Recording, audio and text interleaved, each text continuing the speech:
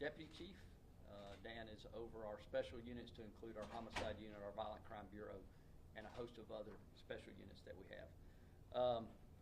First of all, thank you guys. I would like to qualify this a little bit in that we did not know you would be here. So we are going to give some very basic information. May not be as much as you're looking for, but we did prepare a press release this morning. I'm going to read that press release, and then I'll take some questions.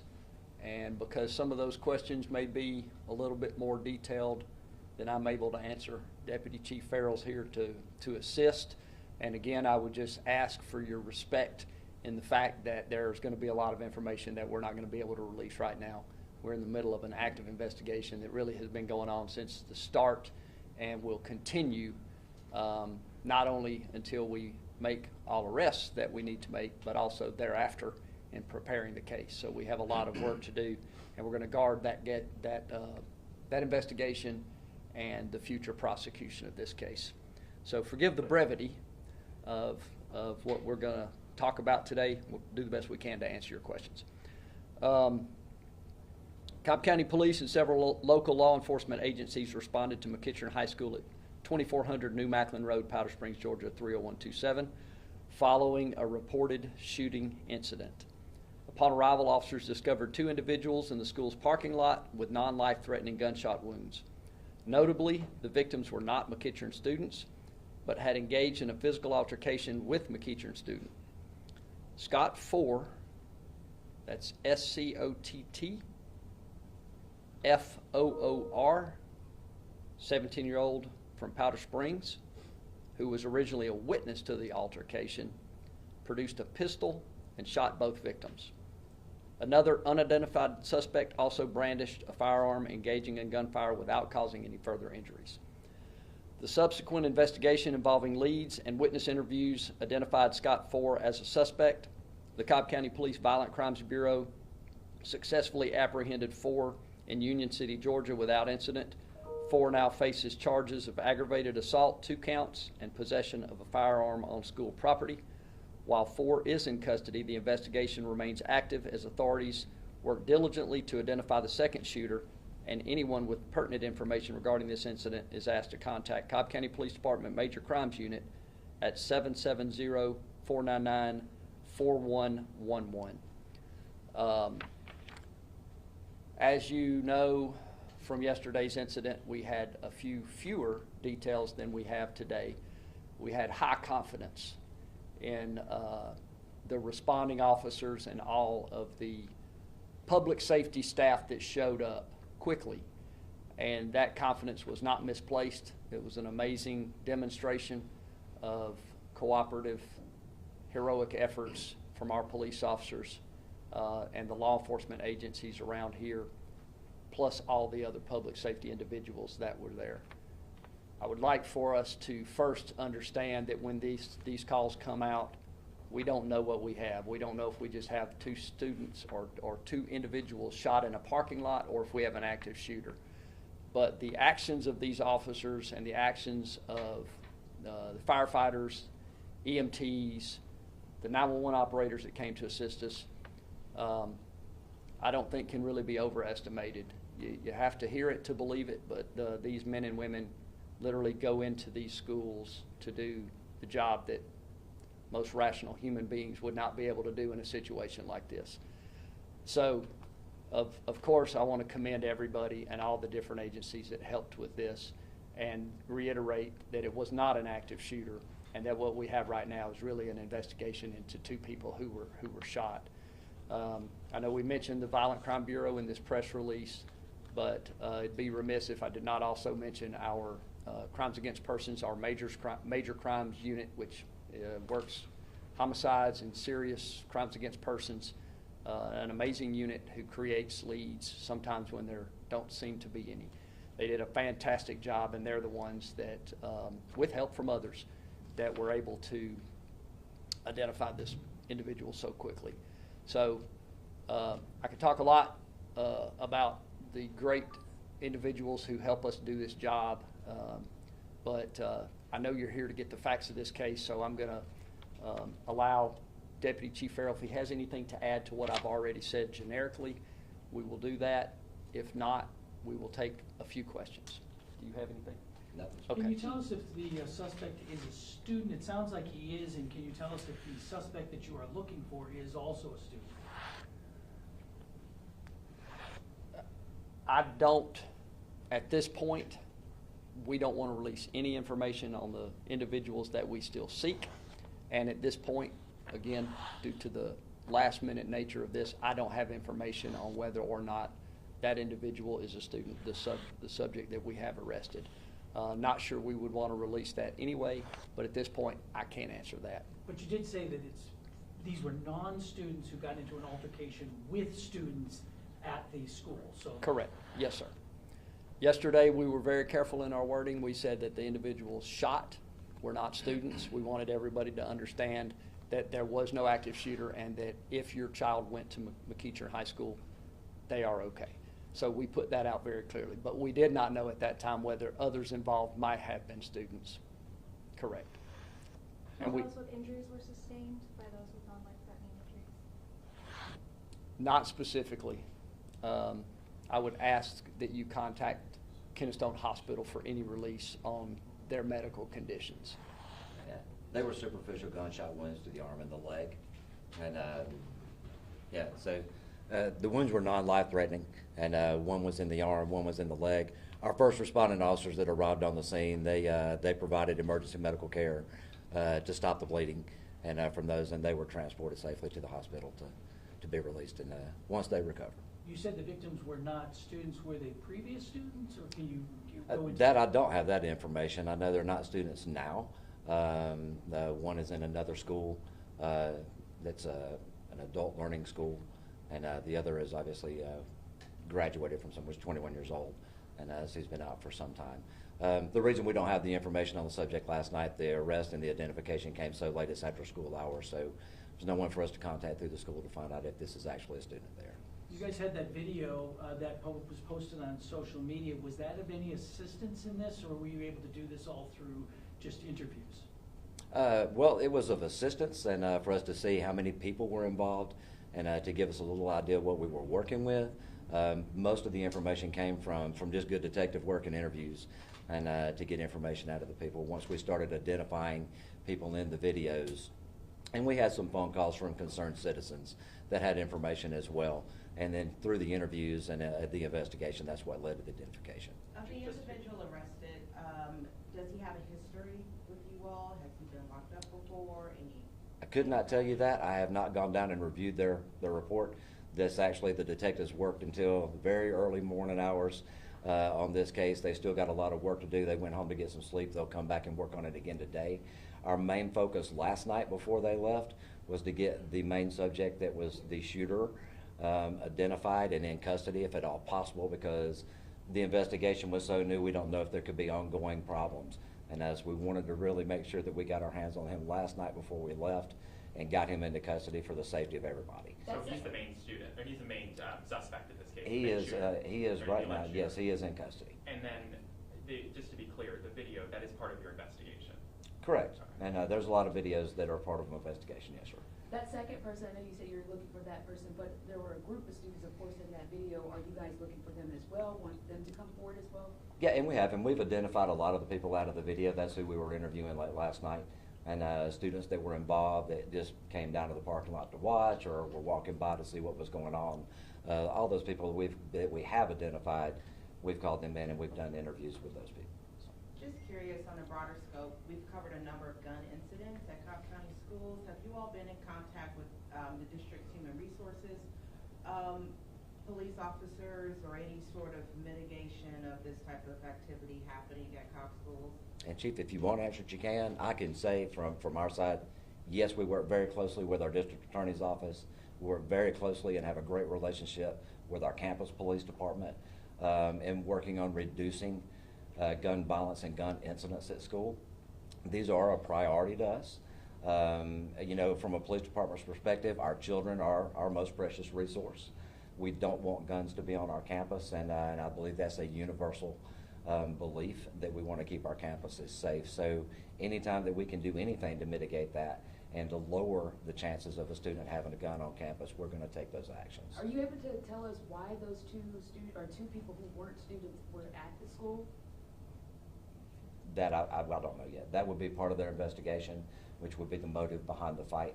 I honestly can't tell you the answer to that right now, and that will probably come out as that investigation continues. So. How can you guys confidently say that the school is going to be safe when you still have someone still outstanding who did have a gun, and you guys aren't saying if they were students or weren't students, or that a student that, or especially the guy who's arrested, but also the other one you guys are still looking for. You have students now on campus right now learning, and you guys, I know there's more police officers out there, but how can you confidently say that those people, the kids are safe? I can say from the investigation that we have now, this is a very specific targeted incident, it looks like. It's not a very broad incident where we believe that other students just in general population would be in any type of danger. You typically know that really quickly when your investigation starts, if it's more of a focused fight and a shooting that just happened at the school, or were kids just going to the school to shoot people at the school, and those are two different types of incidents.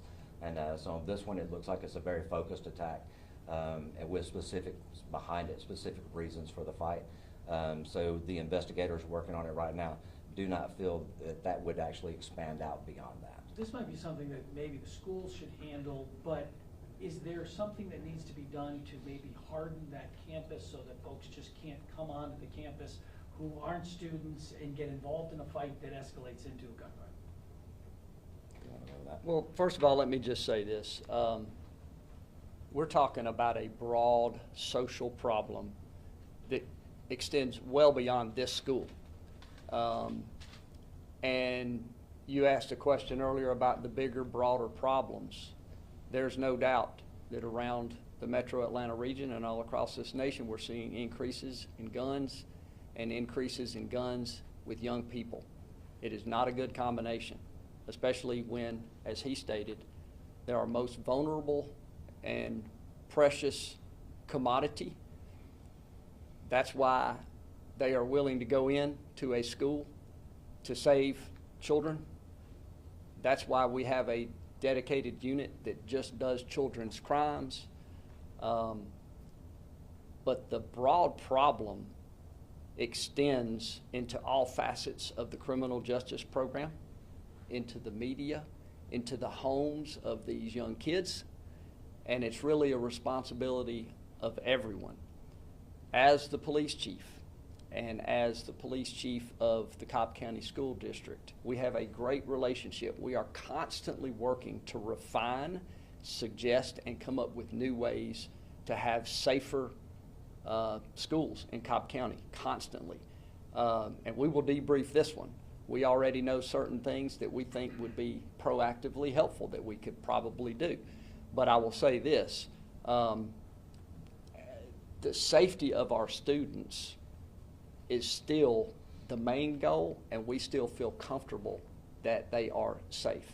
As he stated, we know on the front end with a call like this is either an active shooter or this is probably, if it's not an active shooter, it's probably going to be a known offender where there's some type of relationship and those folks are upset with each other causing that. So that's the same type of situation we have out in the real world aside from the school. So yes, are there things we could do? Probably so. But we believe we are doing a great job of collaborating not only with the school police and the police department, with the sheriff's office, but also with our judicial system, which is something I toyed with yesterday in the press conference. But we meet routinely with our district attorney, our magistrate, our chief magistrate, to coordinate when we see things in the field that we think we could refine.